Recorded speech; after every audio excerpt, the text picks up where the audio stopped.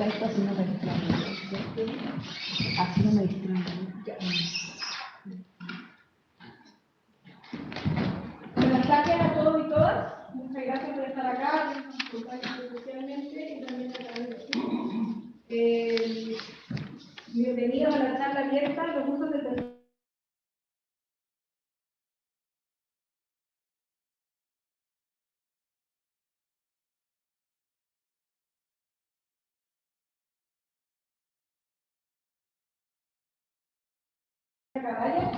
Luciana es doctora en filosofía por la Universidad Autónoma de Madrid.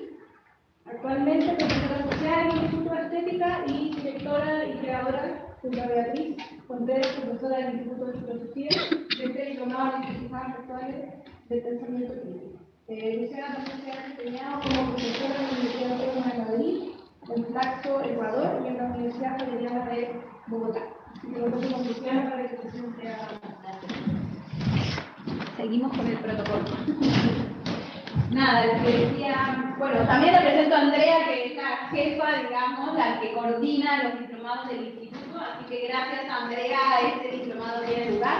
Y es en el marco del diplomado donde, junto a Beatriz, que se excusa porque ella está de sabático en el extranjero, tenemos la idea de aprovechar este espacio para hacer encuentros complementarios al diplomado, en donde sea posible invitar a pensadoras latinoamericanas y también pensadores latinoamericanos. Entonces, este año hemos contado con la presencia de Paula Viglieri, hoy contamos con la presencia de Macarena Marey y seguiremos invitando a otras colegas. Y estamos especialmente contentas de que Macarena esté aquí. La hemos aprovechado porque venía para otro evento que tiene lugar en la Adolfo Ibáñez, ¿no? Sí.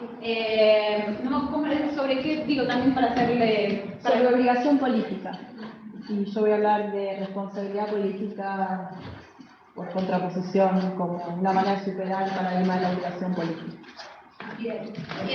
Sí, y entonces, bueno, aprovechamos que venía Macarena para este workshop en la UCAD, de la Adolfo Ibáñez, y le propusimos que estuviera acá porque queríamos escucharla. Macarena se dedica al ámbito, digamos, del pensamiento político desde hace muchos años. Empezó con Kant, pero ahora se distanció un poco de Kant. No es que te hayas peleado, pero estás explorando otras vías. Y es un placer y un orgullo tenerla aquí a Macarena hoy. Y ella es doctora en filosofía por la Universidad Nacional de La Plata y directora del Núcleo de Estudios Críticos y Filosofía del Presente. Ejerce como investigadora del CONICET y es profesora de filosofía política en la Facultad de Filosofía y Letras de la Universidad de Buenos Aires. Entre las distintas publicaciones, cabe resaltar que ha publicado muchísimos artículos en revistas latinoamericanas, europeas, norteamericanas, y entre sus libros más importantes hay dos recientes, que es Voluntad Omnilateral y Finitud de la Tierra, en la Cebra, ¿no?, del 2021, y el más reciente creo que es un libro que Macarena coordinó, que se llama Teorías de la República y Prácticas Republicanas para la editorial Herder. Y solamente para cerrar con la presentación de la amiga Macarena, actualmente estudia los mecanismos de la marginalización y exclusión de la participación política en contextos de desdemocratización desde una perspectiva no ideal y materialista. Así que bienvenida Macarena y muchas ganas de escucharte. Bueno, gracias Luciana por la invitación. ¿Se escucha bien ahí? Que me parece que sí, antes estaba escuchando raro. Bien, espero que sí. Bueno, gracias de vuelta por la invitación y celebro mucho todo tu activismo para reconocer y amplificar las voces de pensadoras latinoamericanas y sudamericanas en particular. Creo que es una tarea importantísima la que estás haciendo. Bien, la charla se titula El pensamiento y la crítica en contextos de injusticia estructural. Voy a empezar diciendo algunas obviedades. Me interesa ver hasta dónde pueden conducirnos para poner al pensamiento crítico bajo la presión del cuestionamiento crítico mismo. La crítica y el pensamiento crítico son ejercicios prácticos. Como tales, ocurren en condiciones materiales concretas e involucran acciones en contextos determinados. El pensamiento crítico no está solamente encarnado en subjetividades y corporalidades con género, clase, raza, discapacidades y edades. También está ubicado y geolocalizado. El pensamiento de lo social y de lo político, ya sea que sea crítico o racionalizador, está impregnado de su objeto, si es que podemos hacer esa distinción o separación, de una manera muy particular. Su objeto es ese mismo contexto práctico en el que se piensa. La crítica o la racionalización, políticas y sociales tienen así más que una relación de formación recíproca con su contexto. Acarrean en su mismo proceder las condiciones materiales sobre las que quieren volcarse reflexivamente. Este enfoque de la crítica, vista así, ¿no?, como una práctica concreta inserta en unas condiciones materiales determinadas, nos plantea algunas cuestiones, sobre todo cuando se trata del pensamiento crítico en los contextos en los que este es más necesario, es decir, los contextos de injusticia estructural. En lo que sigue, primero quiero plantear algunas cuestiones que se derivan del carácter estructural de la injusticia para pensar los problemas que su inserción en sistemas de opresión le plantea al ejercicio de la crítica. Me interesa pensar además sobre la tarea de la crítica frente a sus propios fracasos, a sus fracasos políticos, y proponer algunos criterios para que este fracaso no nos arroje en la derrota. El pensamiento crítico no es ni puede pretender ser jamás transparente frente a sí mismo, ni ejercerse con una garantía de inocencia. Si bien pintaré un panorama bastante sombrío, quiero proponer que hay una salida esperanzadora en la tarea de reconceptualización, para lo que me inspiro en Bell Hooks. A su vez, para conseguir esta reconceptualización, que nos permite revisar las herramientas del pensamiento crítico y los criterios y principios normativos, las teorizaciones y prácticas con las que se asocia, es necesario, obviamente nunca suficiente, pero sí necesario, aprender a percibir los espacios de prácticas que no están regladas por la dominación. Esa es la salida que quiero proponer. Estos espacios existen y no son simples resistencias contra algo, no se definen solamente por su agencia de oposición consciente frente a injusticias. Esta intuición yo la saco de Saba Mahmood, pero a diferencia de ella, sí quiero revivir el romance de la resistencia que ella y Lila Abu Lukhod pusieron en cuestión y con mucha razón. Bien, entonces ahora viene una sección titulada La estructura injusta. Mi punto de partida es una tesis sobre la realidad social y política de la mayoría de los contextos prácticos que habitamos. Las injusticias y las opresiones son estructurales. Los actos destructivos y los hechos de discriminación, de exclusión y de explotación no son desviaciones esporádicas, espontáneas, inusitadas, inauditas de órdenes normativos y sociales generalmente armoniosos, justos y equitativos. Un acto de opresión no es una simple transgresión a un curso normal de la realidad tras la cual podamos volver a un estado inicial de paz si tan solo aplicamos los castigos correspondientes a unos individuos infractores. Son, por el contrario, parte constitutiva de la realidad que habitamos. Es decir, el mundo es en líneas generales exactamente lo contrario del universo lockeano. En el mundo armonioso de Locke, las personas son antes que nada subjetividades aislables de las relaciones sociales. Sus deberes y derechos se regulan por un derecho natural prepolítico, por un corpus legal natural al que cada individuo de intelecto sano tiene un acceso cuasi transparente. En este orden normativo liberal, la interacción genera deberes y derechos, sí, pero solo si sigue procedimientos fijados previamente por la ley natural.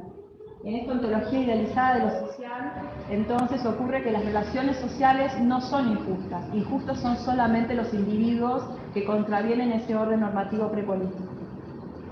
La justicia es lo primero en ese mundo, lo dado. En este mundo en el que estamos, por el contrario, la injusticia es lo dado. Creo yo que en el choque de estos dos mundos es donde ocurren parte de los problemas del presente, cuando una metafísica de la justicia quiere explicar una eticidad injusta.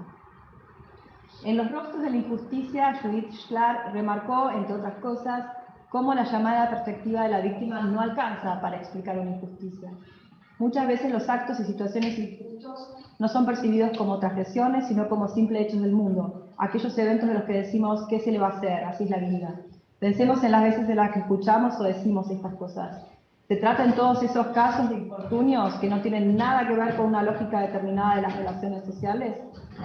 De la distinción entre injusticia e infortunio tematizada célebremente por Shklar, yo quiero derivar una cosita chiquita que es lo siguiente. Si bien la línea divisoria entre ambos es pavorosamente difícil de trazar, los desacuerdos respecto del carácter de injusticia o de infortunio de un estado de cosas o de un evento dicen mucho respecto de las formas en las que las relaciones sociales operan sobre nuestras percepciones de la realidad ética. Ese para mí es el desacuerdo moral básico que podemos tener con otras personas. Es un estado de cosas, una situación o un hecho. Algo injusto, simple mala suerte, o agreguemos la sola responsabilidad de quienes lo padecen. De lo que digamos al respecto dependerá nuestra actitud responsable hacia ello, y lo que digamos al respecto probablemente dependa de nuestra concepción de la justicia social.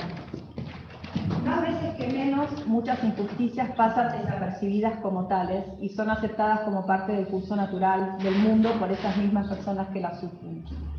La naturalización de la injusticia, la opresión y la explotación son uno de los efectos más poderosos de su propio carácter estructural. En el contrato racial, Charles Mills sostuvo que uno de los efectos y a la vez refuerzos de la supremacía blanca es que la dominación racial es un sistema político no tematizado. Esta ausencia de tematización de la supremacía racial no se da simplemente en la cadena hegemónica para Charles Mills en el contrato racial. Esta ausencia de tematización no se da simplemente ahí, sino que es además un producto mismo del contrato racial por el cual existe un déficit epistémico que nula el acceso al carácter racista de las injusticias raciales cotidianas. Esto es lo que explica que suelen pasar desapercibidas para la conciencia moral de quienes viven en un sistema normativo racista, sobre todo para quienes se benefician activa o pasivamente de la dominación racial. La propia opacidad entonces de la dominación racial para quienes la ejercen activa o pasivamente y a veces hasta para quienes la experimentan es el gran éxito del secreto de la dominación racial. La tesis de Mills sobre el déficit epistémico y moral del opresor no debe ser entendida como la afirmación de un acceso privilegiado a la verdad para las personas no blancas, ni como una ventaja epistémica en el punto de vista del oprimido. Implica solamente, que hay, a mi modo de ver, que hay fallas cognitivas serias en el modo en el que la teoría misma del opresor percibe y codifica moralmente al mundo. Y voy a citarlo a mismo. Decía él, en una comunidad política racial, los requisitos de cognición factual y moral objetiva son más demandantes porque la realidad oficialmente sancionada diverge de la realidad real. De modo que aquí tenemos un acuerdo para mal interpretar el mundo. Hay que aprender a ver el mundo de la manera incorrecta, pero se tiene la seguridad de que este conjunto de percepciones equivocadas será validado por una autoridad epistémica blanca. Continúa. En cuestiones relacionadas con la raza, el contrato racial prescribe para sus signatarios una epistemología invertida, una epistemología de la ignorancia, un patrón particular de disfunciones cognitivas localizadas y globales que son psicológicas y socialmente funcionales, lo que produce el resultado irónico de que los blancos son, en general, incapaces de entender el mundo que ellos mismos han hecho. Fin de la cita. La contracara de la moneda de esta epistemología de la ignorancia es la restricción del conocimiento solamente a un grupo determinado de conocedores. Y lo vuelvo a citar. Lo que implica que en ciertos espacios el conocimiento real no es posible. Se niegan con esto los logros culturales significativos y el progreso intelectual a esos espacios, que resultan condenados, si no hay intervención europea, a estar permanentemente encerrados en un estado cognitivo de superstición e ignorancia. Fin de la cita. Bien. Yo propongo aplicar esta dialéctica epistémica y moral distorsiva a otros sistemas de dominación por clase, género, capacidades, ubicación geográfica. Ubicación geográfica en el capital, ¿no? en el sistema capitalista. Con esto no quiero equiparar el funcionamiento de todos los sistemas de opresión y de dominación, solamente quiero indicar que comparten un modo de producir conocimiento y de producir conocedores que es en sí mismo deficiente para entender la realidad social, esa misma ontología social que hay. Si combinamos entonces la imagen bloqueana del mundo prima facie armonioso con el modo en que la obnubilación epistémica de los sistemas de opresión le marca el ritmo al conocimiento moral, obtenemos el siguiente resultado. La formación de órdenes normativos injustos está acompañada por el desarrollo de una orientación de la percepción moral hacia algunos fenómenos determinados. Entonces, unos fenómenos son designados a priori como transgresiones, perversiones y crímenes contra un orden moral establecido. Otros fenómenos son designados a priori como lo debido o lo meritorio o heroico por esas mismas coordenadas normativas. En este desarrollo tutorizado de la percepción moral, muchos fenómenos aparecen, además, rígidamente, como siempre, moralmente neutros, si bien no exentos de un carácter trágicamente doloroso atribuido al destino humano, aunque sean en rigor injusticias sociales. Es importante señalar todo esto, que en el fondo es bastante obvio, porque aquí es donde ocurre la crítica. En estas coordenadas del juicio moral es el mismo espacio epistémico, social, en el que ocurre el pensamiento crítico. No por fuera ni por encima de todas estas coordenadas. De lo que se trata para la crítica es de entender la injusticia en este orden que parece expulsarla de su ontología. Otras veces los hechos injustos son nada menos que lo que requiere la ley vigente, como cuando, por ejemplo, una familia es desalojada de un inmueble por no poder pagar el alquiler, o cuando un grupo de familias es reprimido para que desaloje un predio vacío en el que se imponía levantar casillas precarias para sobrevivir en el.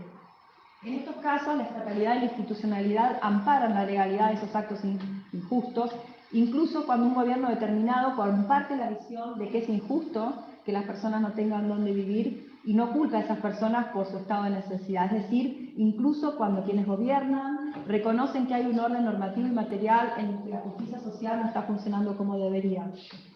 Hay injusticias que son tan estructurales que incluso cuando se las reconoce como injusticias, siguen siendo toleradas y justificadas por un sistema jurídico y político vigente. En resumen, creo que no es muy difícil estar de acuerdo con la idea de que la injusticia es estructural, pero sí pienso que es difícil perderla de vista, que idea cuando actuamos y cuando pensamos de manera crítica. Esta sección que sigue se llama La misión imposible de la crítica. Si consideramos que las injusticias y las opresiones son estructurales, entonces nuestra actitud teórica ante los contextos prácticos tiene que ser crítica, es decir, no racionalizadora. No deberíamos andar racionalizando el statu quo y justificando que las cosas tienen que ser así. Pero precisamente por ocurrir en estos contextos, el ejercicio de la crítica no es tan simple. En primer lugar, en contextos de injusticia estructural como los nuestros, la percepción de los problemas está velada por esos mismos efectos de déficit epistémico que causan esos mismos sistemas de injusticia, dominación y opresión. Por lo que la crítica puede silenciar bastante incluso cuando habla. Si pensamos, por lo siguiente, si pensamos que la dominación es estructural, yo creo que tenemos que asumir al mismo tiempo su carácter interseccional y multidimensional. Con esto asumimos también que las dominaciones no tienen una única dimensión fundamental con una jerarquía o prioridad definitiva por sobre las otras. Audre Lorde resumió en este punto con la frase "no hay jerarquía de opresión". Así, por ejemplo, si ejercemos la crítica sobre dominaciones de género, sin que ese ejercicio esté estructurado por la consideración de dominaciones de clase y de racialización, esa misma crítica va a callar de manera injusta sobre esas opresiones de las que no da cuenta, y con ello las va a reforzar con esa misma incapacidad para percibirlas. En segundo lugar, la crítica puede encallarse en un momento puramente negativo. El riesgo cierto de este impasse de la crítica es que la obturación de la capacidad para imaginar futuros y prácticas más amigables suele arrojarnos a un nihilismo político que por un lado nos desmoviliza y, desmovilizándonos, le prepara el terreno al fascismo. Con esto no quiero decir que es obligatorio proponer soluciones alternativas cada vez que criticamos algo. Mi intuición es simplemente que la crítica eficazmente transformadora no es la que percibe solo las diferentes dimensiones y facetas de la injusticia, sino la que también percibe espacios, esos espacios dentro de los sistemas de dominación en los que ya existen prácticas no estructuradas por la dominación, esas utopías del presente. La crítica tiene que detectar esas utopías existentes en lo cotidiano, pero no todo ejercicio crítico tiene garantizada la percepción de estos bolsones de interacciones no dominantes y de ayuda mutua. Esto exige aplicarse a una tarea de reconceptualización creativa diferente que la que necesitamos para detectar injusticia. Voy a volver sobre esto y va a quedar más claro de qué estoy hablando. En tercer lugar, otro problema de la crítica en contexto de injusticia estructural es que está siempre la cuestión de quiénes son quienes ejercen la teoría crítica y el riesgo permanente de la elitización de cualquier producción de conocimiento crítico. Por ser producción de conocimiento, específicamente por eso. El riesgo de elitización de la crítica es tanto más inminente en los sistemas de injusticia estructural en la medida en que ellos, la credibilidad de algunas personas y colectivos está minada de antemano por esta distribución desigual de la autoridad epistémica. Así, muchos ejercicios de la crítica por parte de personas que viven diferentes opresiones pueden ser tergiversados para usos opresores por parte de las élites. Esto es un activismo epistémico y tiene un objetivo político muy claro, que es el de desactivar la potencia transformadora del pensamiento crítico ejercido desde abajo. En cuarto lugar, para quienes no pertenecen a las élites, el ejercicio de la crítica siempre implica costos. O sea, cuando está hiperprotegido es muy fácil decir lo que piensa. Cuando uno tiene mucho que perder o está en sistemas de dominación, tiene costos criticar y señalar los problemas. Mientras que para quienes están en estos círculos privilegiados de las élites, el ejercicio de la crítica puede ser reportarle muchos beneficios. Pablo Rabeca y Elizabeth Dauphiné trataron este tema en un artículo reciente que aborda los apegos a la inocencia, que son tan comunes en nuestra academia, de los que yo no estoy exenta, nadie de los que estamos acá lo esté. La paradoja de la crítica es que ejercerla públicamente es más costoso para quienes más la necesitan, mientras que su utilización exculpatoria en el discurso les reporta beneficios de automarketing moral a quienes se apropian de ello. Podemos así detectar entre dos usos de la crítica respecto de las condiciones de injusticia.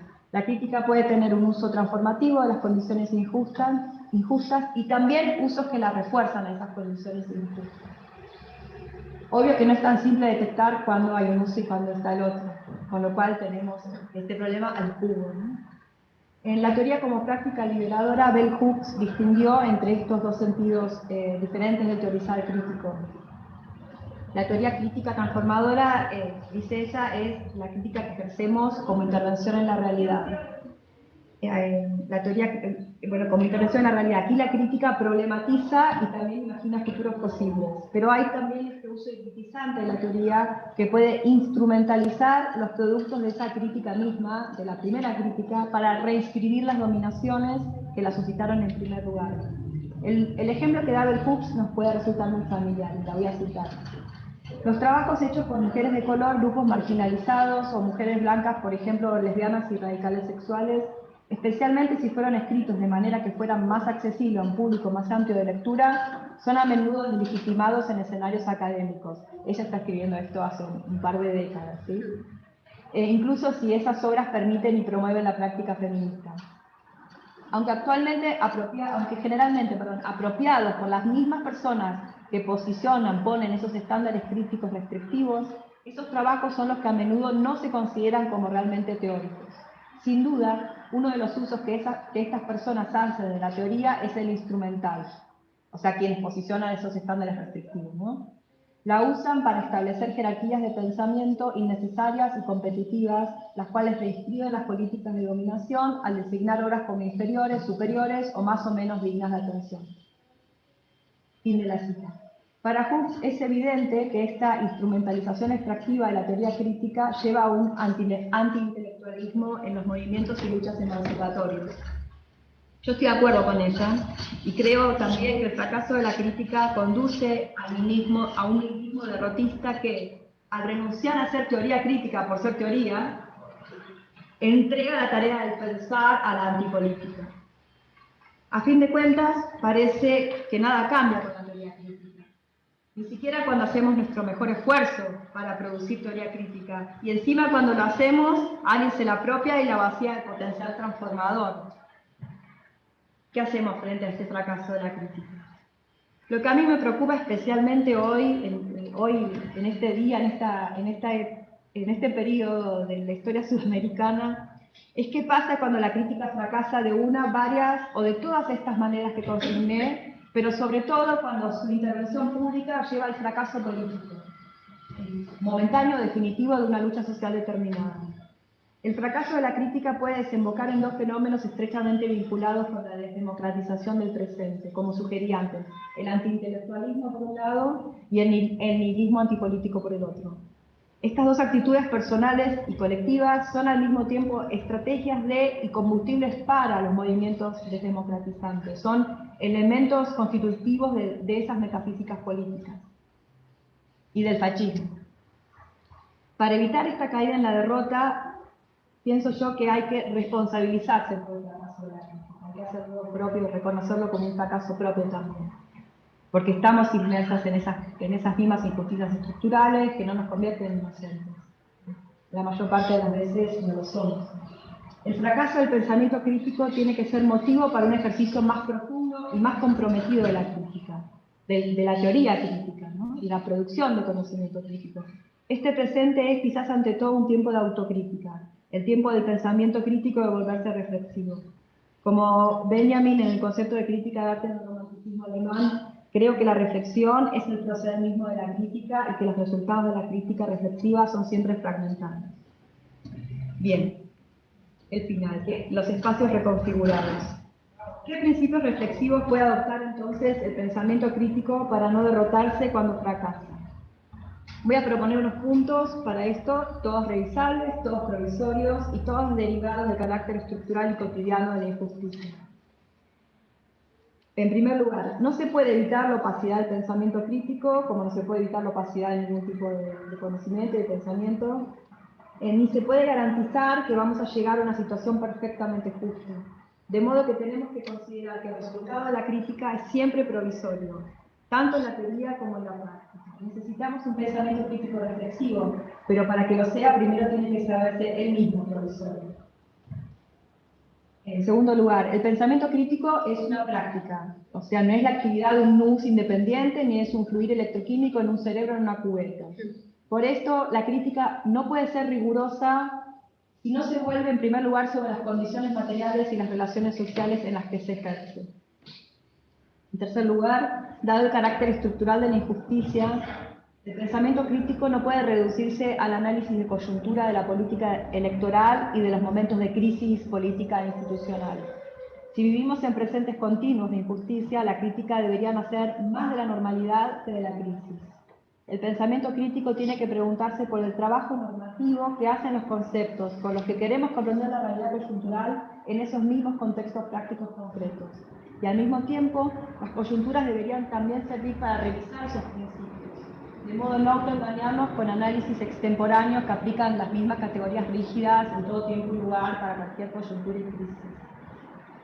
En último lugar, dos tareas de la crítica son iluminar y visibilizar problemas, allí donde no se los percibe como tales. Señalar injusticias donde nadie está viendo que hay una injusticia. Pero para que el pensamiento crítico pueda intervenir en la realidad, no puede detenerse en la problematización del presente. A partir de esta problematización, la tarea es elaborar, con lo que estoy insistiendo, reconceptualizaciones y ampliar la percepción del campo de agencia política. Y esto es fundamental, que podamos percibir agencia política donde generalmente no la percibimos. Y no acotar la agencia política a solo 3 o 4 maneras de actuar políticamente o 3 o 4 tipos de acción colectiva. Eminentemente el voto, por ejemplo. Me voy a detener brevemente sobre este punto. Como comenté en otro lugar a propósito de la participación política, en un texto que se llama Cambiando las perspectivas de poder, sobre poder, Bell Hooks tomó esta noción central de cualquier pensamiento político, que es el poder, y propuso reorientar la mirada sobre el poder, localizándolo en el espacio de las mujeres pobres, de color y trabajadoras. Dice Hooks, el modo en el que las mujeres pobres ejercen el poder permite comprenderlo de un modo diferente al que se ejerce en el patriarcado y que las feministas liberales suelen reproducir al entenderlo como el único modo posible de ser poderosos, es decir, dominando, oprimiendo, aplastando cabezas. Empoderarse es una tarea muy diferente, que tiene efectos muy diferentes, dependiendo de cómo entendamos poder, cómo lo conceptualicemos. Si lo pensamos como dominación, entonces nuestro poder será aplastante, reforzará el carácter estructural de las injusticias y no va a transformar nada. Si lo pensamos como el ejercicio organizado de acciones cotidianas con la capacidad de transformar las estructuras de opresión y de hacerlo sin dominio sobre otras personas, entonces poder y empoderarse sirve para detectar estrategias de lucha que tendrán efectos emancipadores que no necesariamente van a significar nuevas opresiones, aunque puede significarlas después, ¿no? El punto que me interesa resaltar es sobre la percepción crítica de la realidad. Ese ejercicio no opresivo del poder puede estar ya existiendo en las relaciones y en las prácticas de las mujeres pobres de color y trabajadoras, esto es lo que sostiene Bell Hooks, pero como no es el modo en el que se modela el concepto mismo de poder en nuestra cultura, entonces esas prácticas no suelen ser concebidas y percibidas como poderosas, entonces son desaprovechadas para la lucha política. las luchas sociales. Reconceptualizar es un componente necesario de la crítica para mí, porque permite desarmar las estructuras epistémicas y morales que nos achican el panorama de estos mundos posibles. La reconfiguración conceptual es parte fundamental de cualquier proyecto crítico, es decir, la crítica no está completa y no puede servir para la transformación social si no sale de ese momento negativo. De ahí también la necesidad de hacer contrateorías en lugar de abandonar el campo teórico de la filosofía política o de la academia en general por completo a las visiones dominantes. Antes de tirar por la borda conceptos como felicidad, dignidad, república, soberanía, libertad, virtud y hasta individuo o empoderamiento, creo que haríamos mejor en reconceptualizarlos, que a la vez es un modo de tomarlos, ¿no? Yo creo que así, parafraseando y discutiendo con Audre Lorde acá, así es como se puede desmantelar la casa del amo, produciendo nuestras propias herramientas a partir de los despojos de las suyas. Las prácticas éticas y sociales transformativas, como decía antes, muchas veces ya existen como prácticas de dominación que escapan a las dinámicas agonistas en el sentido dualistas de lo político. Pienso, por ejemplo, en un comedor comunitario popular, en la organización barrial de las tareas de cuidado. Una buena teoría crítica debería ser lugar para la posibilidad de modos de agencia que exceden el marco conceptual opresión-resistencia y sus presupuestos voluntaristas sobre la acción intencional. Para ilustrar este punto, la obra de la etnógrafa Saba Mahmood es muy elocuente.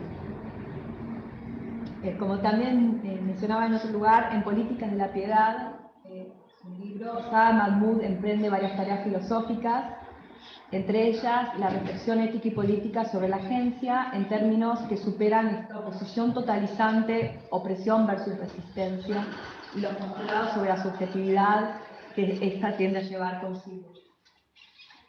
Sus análisis etnográficos sobre el movimiento pietista de mujeres en las mezquitas del Cairo entre el 95 y el 97 visibilizan conceptualmente modos de agencia entonces que tienen efectos políticos contestatarios o emancipadores, pero cuyas prácticas y acciones no se habían concebido su origen como orientadas a la emancipación. En gran medida porque no intentan conscientemente ser respuestas a formas de dominación, sino que son prácticas desarrolladas a partir de la experiencia de necesidades y deseos propios de colectivos de mujeres. Las mujeres concretamente se organizaron en sesiones de clases de religión, impartidas también por mujeres expertas en teología y en aspectos religiosos, en estos temas en mezquitas de diferentes zonas y condiciones sociales del Cairo, para educarse en aspectos religiosos del Islam que ellas no conocían, sobre los que tenían dudas, y que estaban tradicionalmente bajo el dominio de los hombres, de los varones cis islámicos. Los efectos de este movimiento pietista de las mujeres, intencionados o no, incluyeron el empoderamiento de las mujeres en cuestiones religiosas y en sus ámbitos familiares, en un contexto en el que la religión regula la mayor parte de la normatividad, y también significó, según Saba Mahmood, una obstaculización a los modos capitalistas e imperiales de subjetivación en estas mujeres. En su prólogo a la edición de Política de la Piedad de 2012, la segunda edición, Saba Mahmood resalta la participación de las mujeres del Movimiento de la Piedad en las manifestaciones de la Primavera Árabe del 2011 y una afinidad entre este movimiento de mujeres musulmanas y las demandas democráticas en general. Ella cree que esta afinidad está promovida por la conciencia que tenían ellas de que ese movimiento ganaba mucho con la democracia y con los derechos sociales, y que estos no ponían en peligro el Movimiento de la Piedad, no ponían en peligro su práctica religiosa, al mismo tiempo por el modo en que ellas las habían emprendido, porque las habían tomado en sus manos. Entonces se convirtieron en un motor más de lucha por la democratización del poder político en esa época, en ese momento de la Primavera. Bien, la reconfiguración conceptual involucra, en pocas palabras, la percepción de prácticas no dominadas y no dominantes, que la injusticia estructural y los esquemas de pensamiento dicotómicos opresor-oprimido no nos dejan ver del todo. La crítica puede ser esa disposición a comprender las prácticas en sus propios términos y con eso ampliar la imaginación política. La injusticia es estructural, pero no es total, no determina todo, no es absoluto. La apertura perceptiva de la reconceptualización puede ser una fuente de inspiración sobre las vías alternativas frente a problemas del presente y la invitación a tener experiencias, si no de emancipación, sí al menos de no dominación. Creo que este es un buen antídoto contra la desmovilización nihilista, si bien no la cura definitiva contra la injusticia. Bueno, y esta lista sigue abierta y continúa como el presente.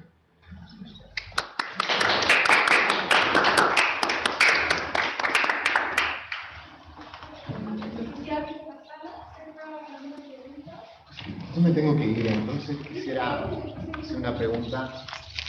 Nada, me ha encantado todo el trabajo y la forma en que lo has presentado. Gracias. Me parece además un trabajo muy pertinente, sobre todo pensar la relación entre las injusticias que son estructurales. Yo ahí quizás lo tienes también pensado así. Se me ocurría mientras leías que las injusticias estructurales, un poco pensando en Bourdieu, ¿no?, son también estructurantes. Entonces, al ser estructurantes, uno también internaliza esas injusticias, ¿no? Entonces, me gusta mucho la metáfora que usas del despojo del amo, ¿no? Entonces, cómo hacer crítica con esos despojos, que también es interesante, porque no es que la crítica, en el caso de lo que has escrito, quede romantizada, saliéndose de las prácticas sociales y políticas que dan impresión es lo que te interesa y te motiva a escribir. Entonces, yo tengo como... es un problema mío, no del trabajo que has leído, como un problema entre la crítica, el agotamiento de la crítica, sobre todo el agotamiento no solo moderno de la crítica, sino también aquella que sigue toda esa estela, toda esa genealogía de la escuela de Frankfurt, que está también presente en tu trabajo, ¿no? Entonces, una de las formas que tengo la impresión, hay varias, quizás dos importantes. Una es la de Habermas, como Habermas resuelve ese problema, pero también Butler. Judith Butler me da la impresión de que el modo de lidiar con el agotamiento de la crítica tiene que ver con la performance. Para ella es la performance y no la crítica. Estaría ella como bastante de acuerdo en que hay efectivamente un agotamiento al modo en que lo has expuesto tú ahí. Entonces, si podrías como hablar y distinguir conceptualmente el modo en que tú estás entendiendo la crítica de la performance, ¿o es lo mismo? No, sí, no. Primero, para mí el concepto de crítica es más amplio que la producción teórica de conocimiento, ¿no? La acción también puede ser crítica. En segundo lugar, más que agotamiento de la crítica es inmanentemente problemática, porque por el contexto en el que ocurre.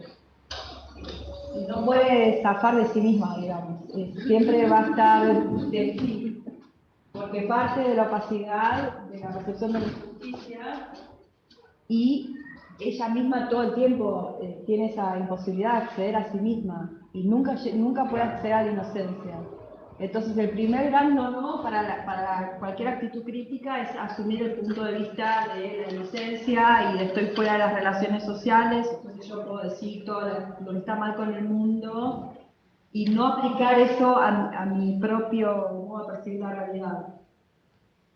Yo me agarro más, no tanto a la escuela de Frankfurt, para mí ese libro de Benjamin es como el primer libro favorito de la figura, lógicamente, entonces siempre me va a volver otra cosa. Te habrás dado cuenta por las citas que más en la teoría crítica, por ejemplo, la teoría crítica de la raza, ¿no? Y de qué manera es teoría crítica, y no solamente en las producciones intelectuales académicas, sino también en los textos como los de Verhulst o de Lord, que muchos de esos son textos de trinchera, ¿no? Y ellas mismas, sobre todo el Hus, pensaron mucho qué hacer con el antiintelectualismo de los movimientos de los que formamos parte, ¿no? Aquellos que nos caen simpáticos y que miran con mala cara a los intelectuales y a la academia en general como lugares que solamente describen dominaciones y solamente son protagonizados por personas de las élites y absolutamente privilegiadas. Entonces hay una reacción antielitista en los movimientos de lucha social. Frente a eso, Bell Hooks propone que la teoría puede ser un lugar liberador, pero solamente si se ejerce en estas condiciones y es consciente de que siempre está en un pantano. Y al mismo tiempo ampliar esto, ¿no? Ampliar el concepto de crítica para percibirlo en otros lugares donde generalmente no lo encontramos porque no los pensamos como teóricos en primer lugar. Pero no hablaría nunca de agotamiento de la crítica, sino de imposibilidad de la crítica. Pero eso es fabuloso cuando te das cuenta de que tu tarea es imposible, porque la haces mucho mejor. Entonces ahí tenés dos opciones, si la dejás el pensamiento en general y abandonás el terreno a la derecha, bueno, al fascismo o al neoliberalismo, como lo quieras llamar, o si asumís esta tarea con una responsabilidad mucho mayor porque sabes lo que estás haciendo. Lo que no puedes hacer es dejar de hacerlo. Eso es lo que pienso yo. Quizás es mucho más primal lo que estoy diciendo que tener todas reflexiones sobre el rol de la crítica en Europa o en Estados Unidos. Estoy pensando en ejemplos muy concretos de la política reciente también de Chile. ¿No? ¿Qué hacer cuando sabes que perdiste? Tenés muchas opciones, bueno, la más fácil es decir, son todos unos fachos que no entienden nada y el pueblo es estúpido y no entienden nada. La crítica lo que te dice en primer lugar es la percepción está distorsionada, pero no porque la gente es estúpida, sino porque hay sistemas de dominación. Y está distorsionada de los dos lados. De todos lados está distorsionada. Claro. Pero no, o sea, vos también estás inserto en ese sistema de opresión, entonces la crítica nunca es externa, siempre es inmanente, y siempre es con pasitos de bebé, y siempre asumir el fracaso como propio, aunque no sea 100%, por supuesto que no es 100% propio, ¿no? No, de hecho es muy lindo como lo dices, porque la crítica inmanente, con el ejemplo que estás pensando, que es un ejemplo muy interesante, que también me da la impresión, y también creo que está en lo que has escrito, cuando uno historiza coyunturas, pensando en la coyuntura chilena, la crítica en este país no es algo que se ejerza desde la universidad, no es una condición epistémica y jerarquizadora que emana desde la universidad. Cuando tienes en la historia de los movimientos sociales en Chile varios estallidos y empiezas a investigar qué es lo que realmente hay ahí, no es la universidad, no es la crítica universidad, sino que son saberes autoproducidos al interior de esos movimientos.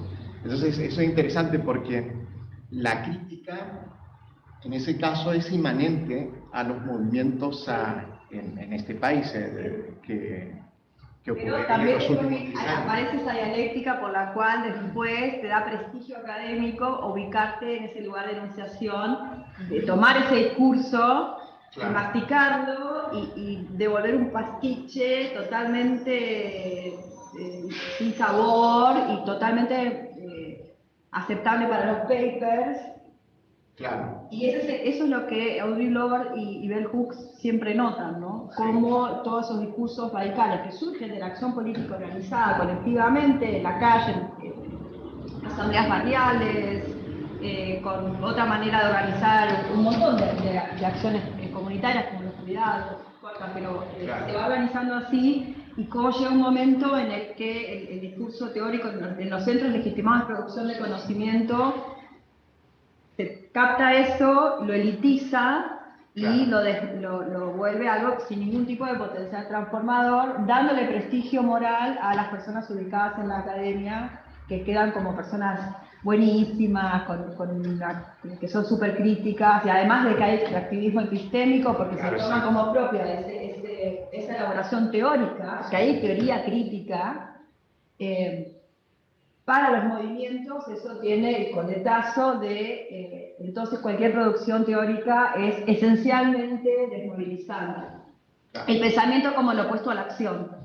yo siempre insisto con que, por eso en la primera parte quería insistir mucho con eso y plantearlo casi como obvio que pensamos en la academia, ¿no? Quienes producimos conocimiento en la academia, bueno, producimos conocimiento. No sé si yo produzco conocimiento, pero pongamos el conocimiento. No, sí.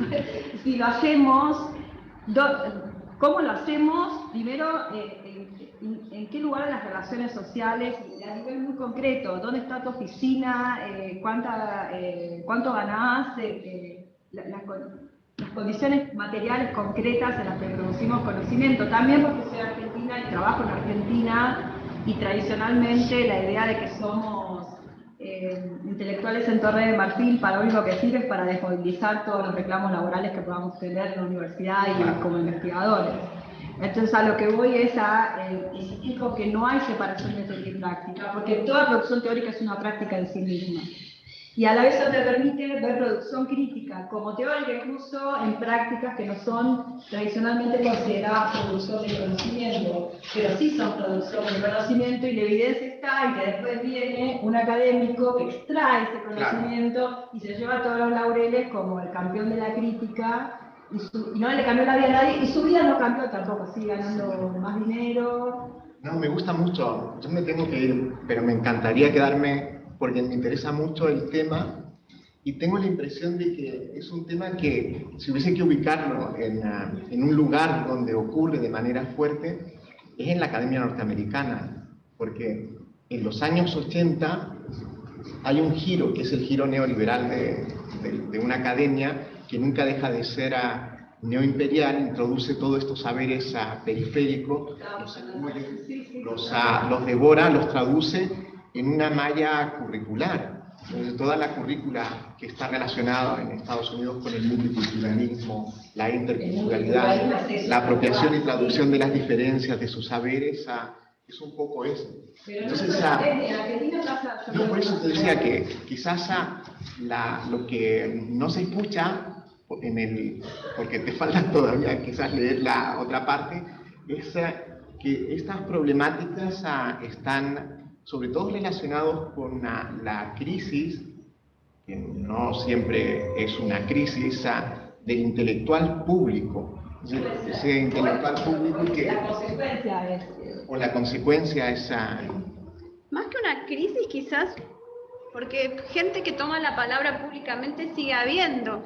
Lo que hay es un ejercicio de estigmatización muy bien formado desde las fuerzas de la reacción. Y que tiene que ver, porque, perdón, no que me meta, pero me gustaba mucho esta idea de, hay un problema y es esta vocación antiintelectualista de los movimientos sociales que no siempre ha pasado en la historia latinoamericana. Hay gente que se ha formado aprendiendo a leer a Marx dentro de un movimiento social determinado. Esto es después de los 80, esto es después de las transiciones, digamos, democráticas en el Cono Sur y es la guerra del narco en Centroamérica y en el norte de Sudamérica, ¿no? Donde se produce una desactivación entre movimiento social y producción intelectual. Entonces hay un antiintelectualismo, pero ese antiintelectualismo también es propiciado por la Academia del Norte Global. Sí. Vos tenés, lo que decías vos perfectamente, ¿no? Que vos le preguntabas, vos tenés muchas más chances hoy en la Academia del Norte Global de tener una beca si te autodeclarás antiacadémica. Sí. Y que además vas a estar recogiendo los saberes ancestrales de las tejedoras de la comunidad del sur de no sé qué localidad de México. La hiciste. Y reproduciste esa injusticia estructural. Exactamente. Y si por el contrario querés leer a Benjamin, sos colonialista, eurocéntrica, etc. Me parece que ahí hay una disonancia cognitiva, por decirlo en otros términos, que tiene que ver con que nos la están haciendo. ¿Por qué? Porque las fuerzas de la reacción siguen produciendo saber, siguen produciendo academia y siguen produciendo marcos de percepción de la realidad, donde la academia es un dispositivo más junto con los medios de comunicación, etcétera, ¿no? Entonces, quizás es un buen momento para ir deshaciendo desde la crítica misma el etos antiintelectualista, que significa hacerse cargo de todos los problemas, pero al mismo tiempo entender la jugada que hay, me parece. Sí, totalmente de acuerdo con lo que dicen los dos. Ahí hay una pregunta. Muy bueno, no, gracias. Y después voy a leer una de chat también, que son de Carlos Brazo, que está muy interesante. Pero acá me da frío, me da frío. Sí.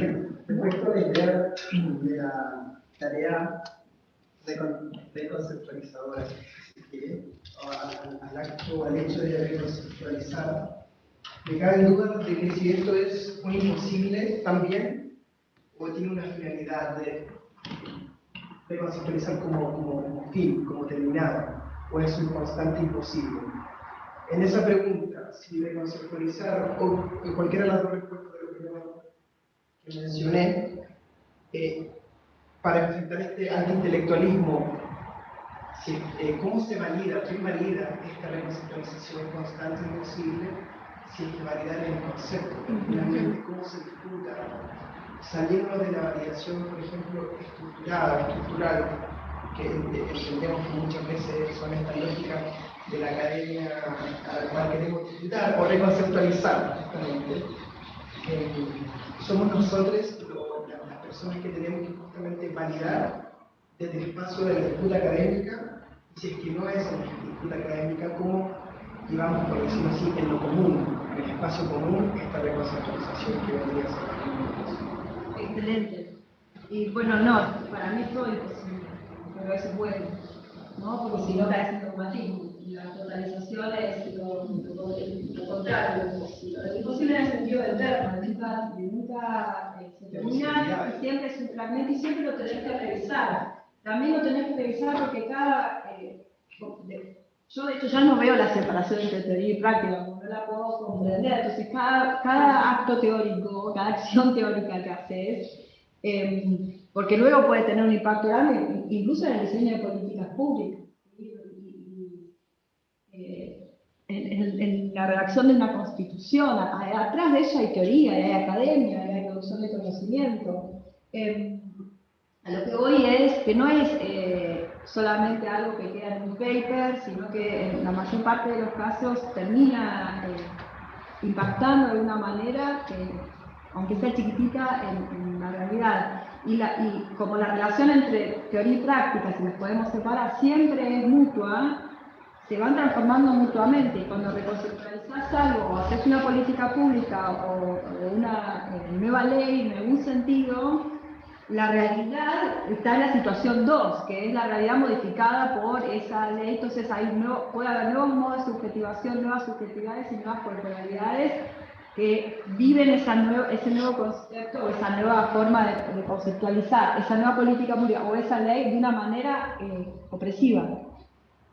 Entonces vos pensabas que ibas a liberar a unas personas y terminaste oprimiendo a otras porque no percibiste no solamente la preexistencia de esos problemas, sino que no podías, por una cuestión física básica, pensar en las cosas, que iba a pasar eso en el nuevo mundo que existe ahora. Por eso hablo de un presente continuo. Lo cual no quiere decir que el pasado ya no te va a servir a vos para nada, sino que siempre tenés que tomártelo con muchísima responsabilidad porque el presente es continuo. En el sentido de que cualquier acción que hacemos tiene una externalidad. Entonces, eso te da la pauta de que nunca nada es definitivo y nunca nada queda 100% validado. O sea, nunca nada, jamás va a ser 100% legítimo, jamás 100% justo. Y da ansiedad vivir así, ¿no? Pero al mismo tiempo te tranquilizás porque sabes, te tranquilizás solamente en la medida en que todo el mundo pueda reconocer en el fondo que cualquier decisión de eso va a ser revisable. Entonces, tomarte en serio la teoría es tomarte un poco menos en serio la teoría, ¿no? No te respondí porque en el fondo la respuesta sería, la validación es, tenemos que saber que nunca llega. Y en términos concretos, para saber quién da esa validación, por más provisoria que sea, eso depende de cada contexto práctico determinado. Y ahí tenés que ver cómo es en ese contexto y cómo podría ser mejor en ese contexto. Ahí yo sí 100% no ideal, o sea que creo que la realidad social funciona mucho, los problemas del presente funcionan como testeadores de teorías, esto lo dice Elizabeth Anderson. No es que cuando vos querés aplicar un principio normativo a un contexto práctico determinado y sale todo mal, no es que fracasó la realidad. Que tu principio era perfecto, solo que esa gente todavía no estaba lista, o era demasiado estúpida, o era todo demasiado imperfecto. No, quiere decir que tu principio estaba equivocado, que lo tenés que modificar. Por eso hablo de reconceptualizar. Entonces, no tomar la teoría como una perfección ideal de un mundo perfectamente justo y la práctica como la imperfección que todavía no llegó a ser tan perfecta como vos te imaginás la justicia, sino al revés. Pero lo que quiero defender siempre es que esto es hacer teoría, esto último es hacer teoría.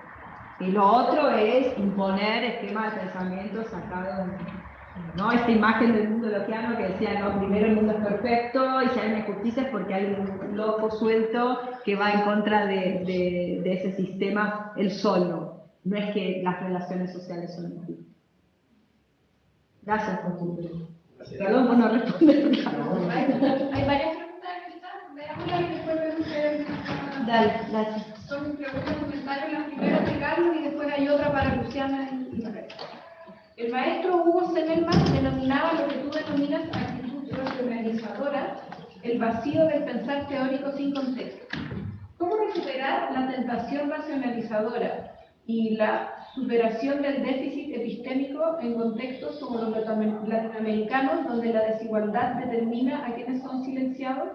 No sé si puedo responder eso. Si pudiera responder eso, sería el segundo Karl Marx, Karl Marx. No sé cómo se hace, pero sí, lo primero es tener una teoría del conocimiento moral. No quiero hacer epistemología, no soy epistemóloga, no soy filósofa política. Entonces, cuando hablo de conocimiento, pienso en el juicio moral, en el conocimiento ético y el conocimiento ético, pero la manera de empezar a modificarlo es saber que no hay conocimiento imparcial, no hay conocimiento neutral de lo político, sino que siempre hay una distribución inequitativa, no solamente desigual, sino que es injusta de la autoridad epistémica. También está muy tematizada la epistemología social, y me interesa muchísimo entonces recuperar la noción de epistemología de la raza como la tematiza Charles Mills desde la teoría crítica de la raza, porque muestra de qué modo se produce junto con un sistema de denominación, un sistema de una manera de pensar tal que bueno, en el fondo es una ideología que lo que hace es impedirnos percibir los problemas que esa misma realidad genera. Y esto es a propósito para reforzar esa dominación. Así que en cualquier contexto de desigualdad material, lo primero que hay que hacer es dejar de pensar que una persona por no tener acceso a la universidad, entonces no puede ser un productor epistémico, que no puede producir conocimiento. Y dejar de pensar que una persona, porque fue a un colegio bilingüe y tiene un doctorado, entonces es la única autoridad para hablar de, por ejemplo, de constituciones o de leyes o de justicia.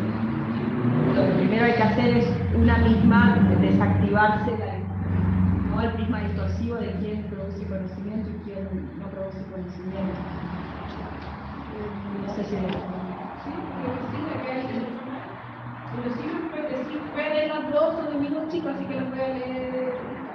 En los ciclos progresistas, en los ciclos progresistas, el reciente pasado y el vigente, la crítica y el pensamiento crítico, como vos decías, ha estado marcado por esas dos tendencias, el nihilismo y la antipolítica. Como en un contexto práctico tan denso, donde se avasallan los procesos de cambio, mantener un pensamiento-acción sin caer en estas dos tendencias? Bueno, la verdad que no sé cómo se hace porque yo batallo bastante para no caer en ellas, solamente no caigo porque vivo de la academia, así que no me queda otra, pero que no sea intelectual, pero creo que la manera es pensar primero que la injusticia nunca es absoluta, que siempre hay resquicios, siempre hay lugares de ayuda mutua que exceden a esa estructura injusta en un sentido específico, no que están más allá, sino que le ganaron a la injusticia estructural, permitiendo relacionarse interpersonalmente de maneras no dominantes. Y creo que una buena salida es esa que tematizaba Bell Hooks en ese capítulo 6 de Teoría Feminista que presenté, y es empezar a ver potencia transformadora en otros lugares y pensar un poco si cuando se nos agotan nuestras propias vías críticas, no es porque están agotadas las vías racionales, sino porque no las hemos explorado todas.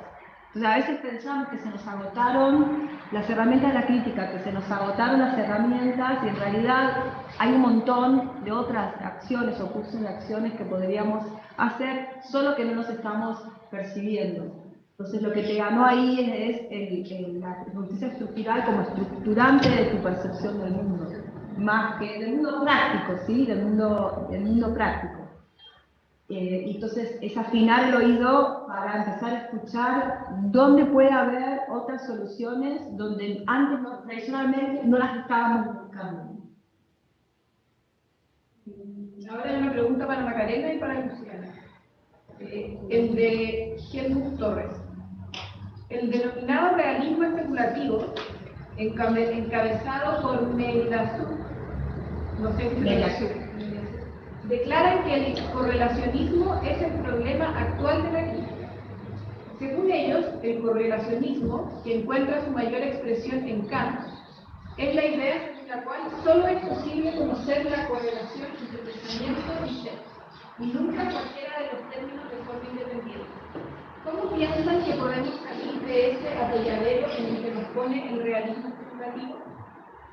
Bueno, yo no sé mucho de realismo especulativo, pero yo no comparto la lectura del realismo especulativo. Me parece muy eurocentrada, no estoy de acuerdo con lo que planteas. Y no creo que sea un problema existente y real de la gente que pensar que el pensamiento se corresponde con el ser y la verdad como correlación. Es un problema abstracto que como filósofa política no llego a entender de qué están hablando.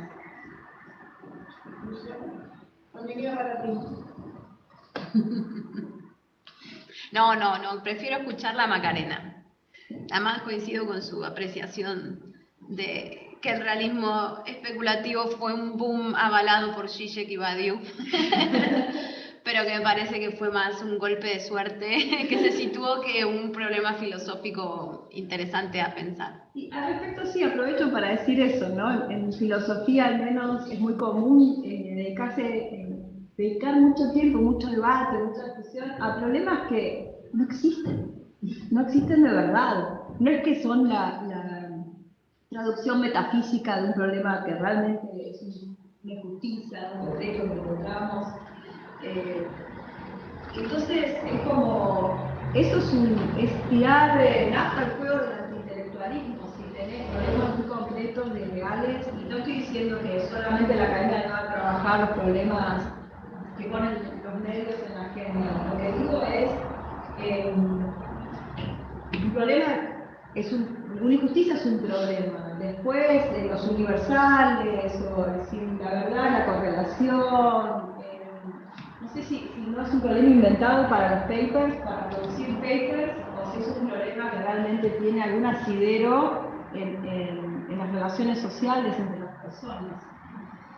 Creo que de lo que habla el realismo especulativo es un problema abstracto inventado para hacer papers.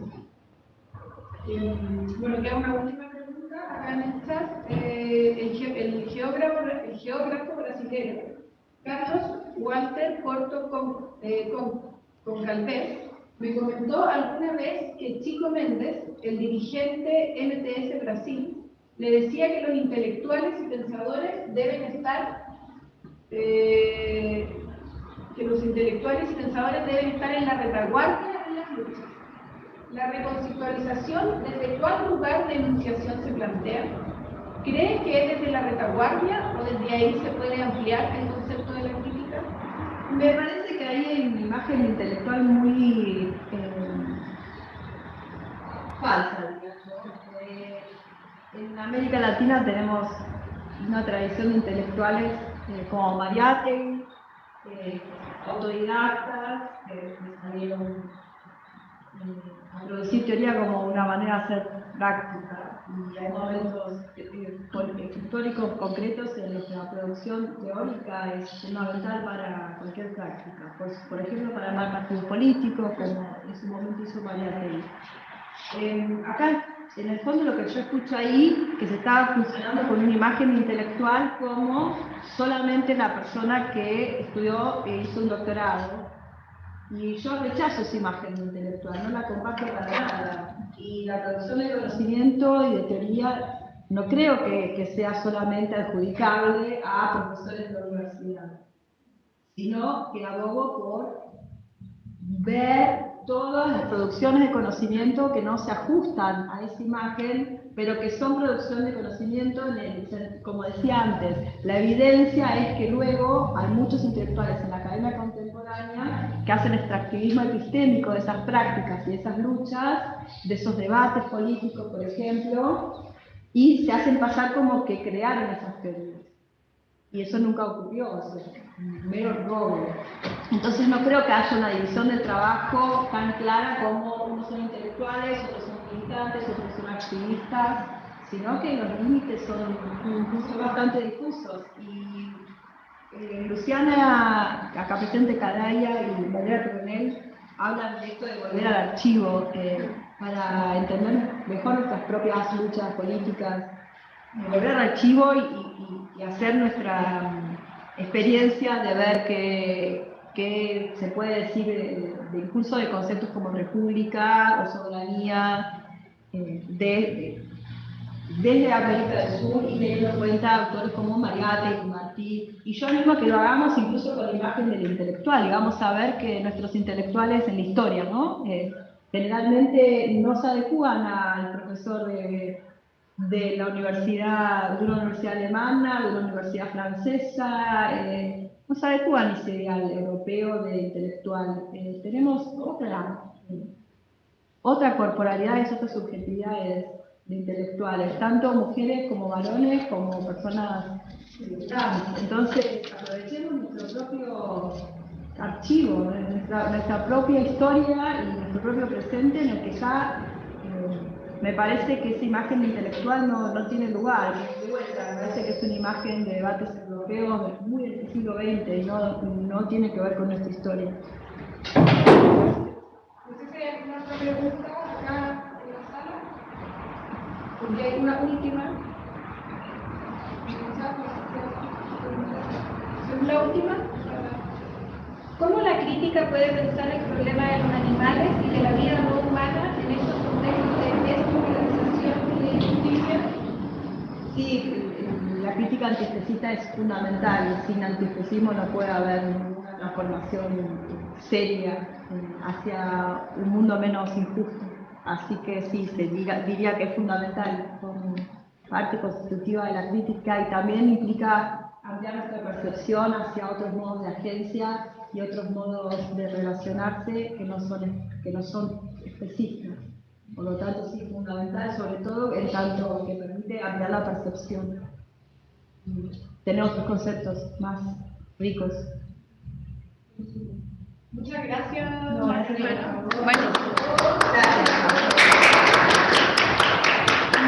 Les quería avisar que ahora a las 6:30 vamos a hacer un plato del Instituto de Estética. Se inaugura una exposición de José Fuentes, de muralista, pintor, poeta, que es chileno y vivió varios años en Chile. Se inaugura acá en el Centro de Exposición de Campo Oriente, que está por la misma entrada principal que tiene el salón, y uno de ellos, que quieren sumarse a la y muchas gracias a la Buenísimo.